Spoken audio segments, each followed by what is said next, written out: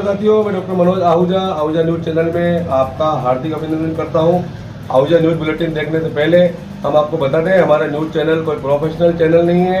हमारे से जो लोग जुड़े हुए हैं, जो हमारे सब्सक्राइबर्स हैं, उनकी खबरों प्राथमिकता से दिखाना हमारा पहला उद्देश्य है। इसके साथ ही हम लीगल अपडेट दिखाते हैं। इसके अलावा मसूदा विधानसभा से जुड़ी खबरें दिखाना भी हमारी प्राथमिकता में शामिल है। कहीं भी किसी के साथ अन्याय हो रहा हो, किसी के साथ अत्याचार हो रहा हो, वो यदि हमारे पास खबर भेजते हैं तो हम उस खबर को प्रॉपर मंच तक पहुंचाते हैं, उसकी आवाज बनने की कोशिश करते हैं। हमारा न्यूज चैनल ऐसे कई लोगों को उनकी समस्याओं को निवारण कर चुका है। आज फिर हम आपके पास महत्वपूर्ण खबरें लेकर के आ रहे हैं। और अगर आपने हमारे न्यूज चैनल को सब्सक्राइब नहीं किया है तो आइए, आप भी हमारे परिवार के सदस्य बनिए, हमारे न्यूज चैनल से जुड़िए। आपकी खबरें भी दिखाना हमारी प्राथमिकता है। आइए आज की विशेष खबरें देखें। कोरोना की तीसरी लहर के संक्रमण के चलते सरकारी गाइडलाइंस व सर्वोच्च न्यायालय तथा राजस्थान उच्च न्यायालय द्वारा जारी दिशा निर्देशों की वजह से पूरे देश व प्रदेश के सभी विभागों में अब ज्यादातर काम वर्क फ्रॉम होम किया जा रहा है। उसके पीछे की मजबूरी हम सब जानते हैं। जान है तो जहान है। आज लगभग 2 साल से अधिक समय बीत चुका है, हमारी सारी व्यवस्थाएं चौपट हो चुकी है। कोरोना संक्रमण की दूसरी लहर में हम सब ने किसी न किसी रूप में अपने परिवार के सदस्य या किसी अजीज मित्र को खोया है। कोरोना की तीसरी लहर के दस्तक देते ही लगभग सभी विभागों के साथ साथ न्यायपालिका में भी वर्चुअल सुनवाई के आदेश जारी कर दिए गए थे। प्राकृतिक आपदाओं में हमारे पास खुद की व परिवार की सुरक्षा करना पहली जिम्मेदारी होती है। इस तरह की प्राकृतिक आपदाओं की वजह से हम सब अपने घरों में बैठकर ही अपना काम कर रहे हैं। पुलिस प्रशासन, डॉक्टर्स, टीचर्स, मीडियाकर्मी, सफाईकर्मी जहां कोरोना वॉरियर्स बनकर फील्ड में काम कर रहे हैं, वहीं हमारी न्याय व्यवस्था भी इन दिनों बहुत ही निष्ठापूर्वक अपना कार्य संपादित कर रही है। हमारे प्रदेश की सभी अदालतों में अब हाइब्रिड व्यवस्था लागू कर दी गई है। प्रदेश की सभी अदालतों में ऑनलाइन एप्लीकेशन स्वीकार करते हुए ऑनलाइन बहस सुनी जा रही है। ऑनलाइन ही मेल पर ऑर्डर ट्रांसफर हो रहे हैं। यही नहीं, ऑनलाइन स्टे एप्लीकेशंस पर बहस हो रही है। स्टे ऑर्डर दिए जा रहे हैं। जमानतें स्वीकार हो रही है।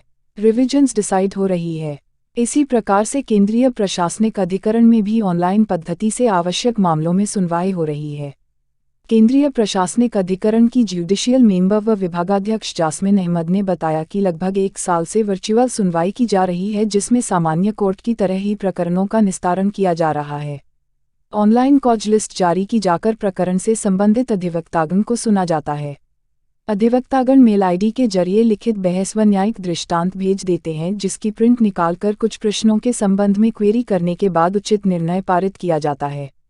केंद्रीय प्रशासनिक अधिकरण में प्रैक्टिस करने वाले कई अधिवक्ताओं से इस संबंध में वार्ता करने पर बताया कि वर्तमान हालातों के मद्देनजर इस व्यवस्था को सही बताया है। अधिवक्ताओं ने बताया कि कोर्ट्स में अगर भौतिक रूप से सुनवाई होती तो भी वो इसी प्रकार से पैरवी करते और अपने मुवक्किल को राहत दिलवाते। इस प्रकार जो वैकल्पिक व्यवस्था मजबूरी में बनी है, वह आमजन को सस्ता व सुलभ न्याय दे पा रही है। उन्होंने कहा कि इस वर्चुअल सुनवाई होने से अब हम लोग आमजन को घर बैठे सस्ता और सुलभ न्याय दिलवा पा रहे हैं। भागदौड़ की जिंदगी से निजात सी मिलने लगी है। अन्यथा अधिवक्ता को एक कोर्ट से दूसरी कोर्ट पहुंचने में काफ़ी समय लगता है, जिसकी वजह से न केवल समय खराब होता है बल्कि काफ़ी रुपये भी खर्च होते हैं, जिसका भार पक्षकार पर ही पड़ता है। लेकिन अब इस व्यवस्था के चलते हमारे देश की न्याय व्यवस्था में क्रांतिकारी परिवर्तन सामने आए हैं। हमारे देश की न्याय व्यवस्था ने सदैव संकट मोचन का काम किया है। वर्तमान हालातों में जो वैकल्पिक व्यवस्था हमारे सामने आई है, यह व्यवस्था संविधान में प्रदत्त सस्ते व सुलभ न्याय की परिकल्पना को साकार करते हुए दिखाई दे रही है। संयुक्त अधिवक्ता महासंघ के अजमेर संभागीय अध्यक्ष डॉक्टर मनोज आहूजा ने सुप्रीम कोर्ट के मुख्य न्यायाधिपति व राजस्थान उच्च न्यायालय के न्यायाधिपति को पत्र लिखकर मांग की है कि प्रत्येक पेटिशन में सुनवाई के लिए दोनों ऑप्शन कर देने चाहिए। पेटिशनर चाहे तो अपने मामले की सुनवाई वीडियो कॉन्फ्रेंसिंग के माध्यम से करे और चाहे तो भौतिक रूप से उपस्थित होकर करें। उन्होंने लिखा कि वैकल्पिक व्यवस्था के रूप में हमेशा के लिए लागू कर देने से न केवल सस्ते व सुलभ न्याय की परिकल्पना जो हमारे संविधान में अंकित है साकार हो सकेगी, वरन अधिवक्ताओं की इस भाग दौड़ की जिंदगी से भी निजात मिलेगी और अधिवक्तागण अपने घरों में बैठकर इत्मीनान से पैरवी कर सकेंगे। राजकीय विधि महाविद्यालय अजमेर में अखिल भारतीय विद्यार्थी परिषद के इकाई अध्यक्ष दिनेश चौधरी के नेतृत्व में 5 सूत्री मांगों को लेकर प्राचार्य विभा शर्मा को ज्ञापन सौंपा। महानगर मंत्री विकास गोरा ने बताया कि आज राजकीय विधि महाविद्यालय अजमेर में एबीवीपी इकाई अध्यक्ष दिनेश चौधरी के नेतृत्व में 5 सूत्री मांगों को लेकर ज्ञापन सौंपा। मांगे जल्द पूरी नहीं होने पर विद्यार्थी परिषद उग्र आंदोलन करेगी। इकाई अध्यक्ष दिनेश चौधरी ने बताया कि राजकीय विधि महाविद्यालय अजमेर में एबीवीपी ने 5 सूत्री मांगों को लेकर प्राचार्य महोदय को ज्ञापन दिया, जिसमें से मुख्य मांगों में साप्ताहिक मूड कोर्ट का आयोजन करना, स्मार्ट क्लास के तहत प्रोजेक्टर लगवाना, सांस्कृतिक कार्यक्रमों का आयोजन, कोर्ट और जेल विजिट, सभी विद्यार्थियों को कार्ड उपलब्ध करवाना और कैंपस प्लेसमेंट करवाना इत्यादि मांगों को लेकर प्राचार्य महोदय ने आश्वासन दिया कि जल्द मांगों को पूरा किया जाएगा। यदि उक्त मांगों को शीघ्र पूरा नहीं किया जाता है तो अखिल भारतीय विद्यार्थी परिषद द्वारा महाविद्यालय परिसर में समस्त छात्र शक्ति के सहयोग से उग्र आंदोलन किया जाएगा, जिसकी समस्त जिम्मेदारी महाविद्यालय प्रशासन की होगी। इस अवसर पर प्रांत कार्यकारिणी सदस्य प्रमोद सिंह चौहान, बंटी गुर्जर, विशेष शर्मा, अमित पुरोहित, खुशबू चौधरी, रोहित टाक, रुद्र प्रताप सिंह, सीमा, सुरेश मेघवाल, गौतम सूर्या, चांदमल, दिनेश प्रजापति, महेंद्र सहित एबीवीपी के कई कार्यकर्ता और विद्यार्थी उपस्थित रहे।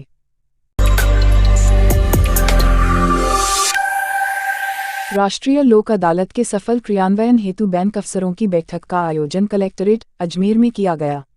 बैठक में सचिव, जिला विधिक सेवा प्राधिकरण, अपर जिला एवं सेशन न्यायाधीश अजमेर रामपाल जाट भी उपस्थित रहे। बैठक दौरान सचिव द्वारा कहा गया, वर्तमान में बैंक ऋण की राशि वसूली की प्रक्रिया की जटिलता को देखते हुए लोक अदालत सुलभ, सस्ता व शीघ्र न्याय का माध्यम है तथा इसके जरिए बैंक की काफ़ी योजनाओं का भी ध्यान रखा जाता है, जिससे ऋणी को अपना ऋण चुकाने में आसानी रहती है तथा वह कुछ किश्तों का विकल्प प्रस्तुत करते हुए शुरुआती रकम को लोक अदालत या प्री काउंसलिंग में जमा करवा सकता है तथा अपनी साख व सम्मान को बचाकर बैंक से आगामी समय में समव्यवहार रख सकता है। राष्ट्रीय लोक अदालत न केवल ऋण वसूली में सुलह समझाइश कर ऋण की पूर्ति करवाने में बैंक का सहयोग करता है, बल्कि लोगों में वित्तीय विधिक जागरूकता भी पैदा कर रही है। बैठक दौरान सचिव द्वारा कहा गया, प्रत्येक बैंक के बाहर प्री काउंसलिंग की टेबल लगाई जाए, प्रत्येक बैंक के बाहर बैनर लगाए जाए तथा काउंसलिंग हेतु काउंसलिंग की डिमांड भी बैंक द्वारा की जाएगी। सभी बैंक को बताया कि 12 मार्च को होने वाली राष्ट्रीय लोक अदालत हेतु व्हाट्सएप ग्रुप बनाया गया है, उसमें सभी बैंक असफर जुड़े हुए हैं। ग्रुप में सभी अपनी अपनी समस्याएं व सुझाव डालने के लिए स्वतंत्र है। सभी बैंकर्स प्री काउंसलिंग पार्ट में बढ़ चढ़कर भाग ले आम जन को योजनाओं के बारे में समझाया जाए। इसके अलावा वर्तमान राष्ट्रीय लोक अदालत में प्री लिटिगेशन प्रकरणों में किसी भी राशि के प्रकरण को प्री लिटिगेशन श्रेणी के तहत रेफर किया जा सकता है। इस बैठक में सभी राष्ट्रीय बैंकों के समन्वयक उपस्थित थे, साथ ही lead bank bank of Baroda के बैंक अधिकारी श्री जेपी मीना भी उपस्थित थे। सभी बैंक समन्वयकों ने राष्ट्रीय लोक अदालत में बढ़ चढ़कर हिस्सा लिए जाने एवं अधिकाधिक प्री लिटिगेशन प्रकरणों को राष्ट्रीय लोक अदालत के माध्यम से सुलह समझाइश द्वारा निपटाए जाने के लिए विचार व्यक्त किए। रेवेन्यू बोर्ड में भी मीटिंग का आयोजन किया गया।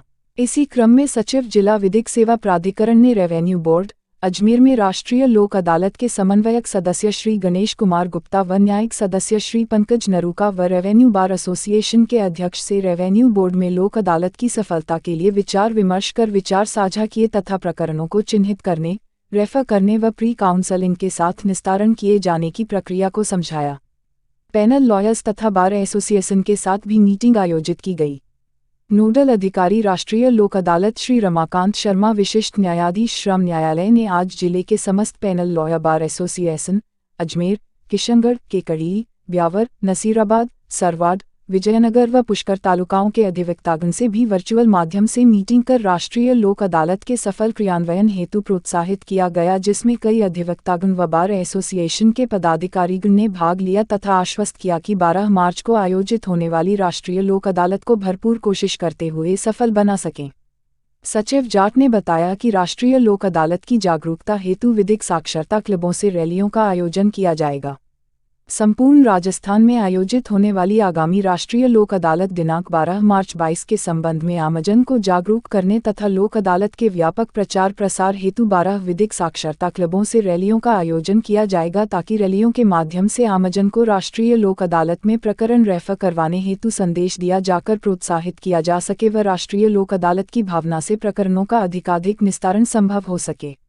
इस क्रम में कल दिनांक 16 फरवरी को रावमावी सराधना में विद्यालय परिसर से सदर बाजार तक शहीद हवलदार देवी खान कायमखानी रावमावी सोमलपुर में विद्यालय परिसर से जामा मस्जिद रावमावी केकड़ी में कोर्ट परिसर से घंटाघर रावमावी छावनी रोड ब्यावर में विद्यालय परिसर से अजमेर गेटर रावमावी भवानीखेड़ा पीसागन में विद्यालय परिसर से मेन चौराहे रावमावी मसूदा में स्थानीय विद्यालय परिसर से राव साहब सकिल रावमावी जालिया प्रथम ब्लॉक जवाजा में जालिया विद्यालय से गांव की हथैरा केंद्रीय बावमावी पुरानी मंडी अजमेर में स्थानीय विद्यालय से संग्रहालय रावमावी व्यावर खास में स्थानीय विद्यालय से मुख्य बाजार रा आदर्श उमावी भूडोल में स्थानीय विद्यालय से मुख्य बाजार तक रैलियों का आयोजन किया जाएगा।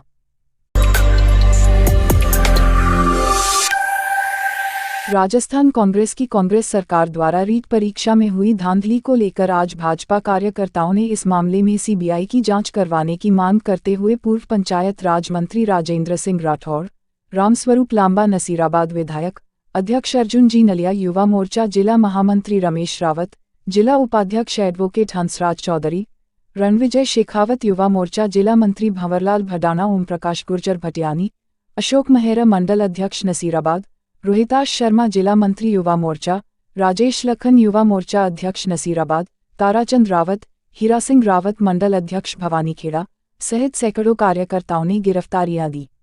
उन्होंने कहा कि युवाओं के भविष्य के साथ हो रहे खिलवाड़ की आवाज हम सदन के अंदर व बाहर सड़कों पर लड़कर न्याय के लिए लड़ते रहेंगे। जब तक रीट धांधली की सीबीआई जांच नहीं हो तब तक हम आवाज उठाते रहेंगे।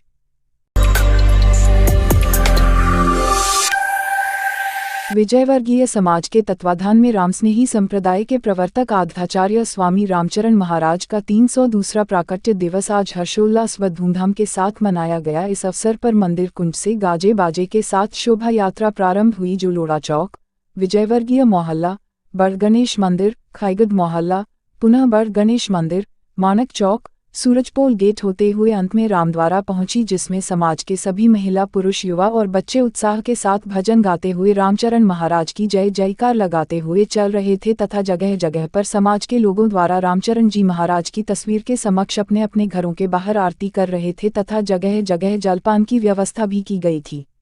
शोभायात्रा में सुसज्जित वाहन पर रामचरण महाराज की तस्वीर सबसे आगे थी। रामस्नेही संप्रदाय का ग्रंथ अनुभव वाणी को श्रद्धालु अपने सिर पर धारण कर भजन गाते हुए चल रहे थे। शोभा यात्रा अंत में रामद्वारा पहुंचकर धर्म सभा में परिवर्तित हुई। इस अवसर पर सर्वप्रथम विजयवर्गीय समाज द्वारा रामद्वारा के स्थानीय संत बख्शी राम महाराज का शाल, समाज का दुपट्टा धारण करवाकर अभिनंदन किया गया। तत्पश्चात संत बख्शी राम ने स्वामी रामचरण के जीवन दर्शन के बारे में और उनके अनवरत राम नाम के सुमिरन व उनकी तप साधना से कई चमत्कार हुए, जिसका प्रत्यक्ष उदाहरण रामद्वारा पर के समीप खारा कुआ का खारा और बदबूदार पानी स्वच्छ व मीठे जल में परिवर्तित हो गया तथा मान्यता है कि उसके उपयोग करने से शरीर की कई बीमारियां नष्ट हो जाती है। इस अवसर पर विजयवर्गीय समाज के अध्यक्ष रामनरेश विजय, समाज के वरिष्ठ रामेश्वर परवा, हरिशंकर पाटोया, आशाराम मुनिया, रामबाबू सागरिया, राजेश सेठानी ने भी अपने विचार व्यक्त किए। अंत में रामचरण महाराज की आरती की गई तथा प्रसाद वितरण किया गया। कार्यक्रम का संचालन रामबाबू सागरिया ने किया। इस अवसर पर समाज के सभी महिला, पुरुष, युवक व बच्चे शामिल थे। इस अवसर पर समाज के पूर्व प्रदेश अध्यक्ष चंद्र प्रकाश विजय, हरिशंकर पाटोया, आसाराम मुनिया, रमेश सागरिया, काशीराम विजय, सर्वेश विजय, लोकेश शास्त्री, रामनरेश बोरा, रामरतन पाटोया, ओम प्रकाश कुमार, राजेंद्र पाटोया, सूर्य प्रकाश चौधरी, सीताराम विजय, राधेश्याम चौधरी, लक्ष्मीचंद विजय, मोतीलाल परवा, महावीर विजय, मुकेश विजय, निहालचंद पाटोया, राहुल, पुरुषोत्तम पाटोया, कमल बोरा, अशोक कुमार, रोहित चौधरी, श्याम सुंदर विजय, रामबाबू, राजेश, राम अवतार विजय, राजेंद्र विजय, दीपक, महिला संयोजक किरण सागरिया, रक्षा पाटोया, रिंकू विजय, इंदिरा विजय, रेनू, राधा, शशि, अभिलाषा, ममता, वंदना, गुंजन, शीतल, सुमन, ज्योति, नेहा, अंजू, सोनाल, निभा, संगीता, ललिता, सुनीता, मंजेश, पुष्पा विजय सहित युवा, बच्चे उपस्थित थे।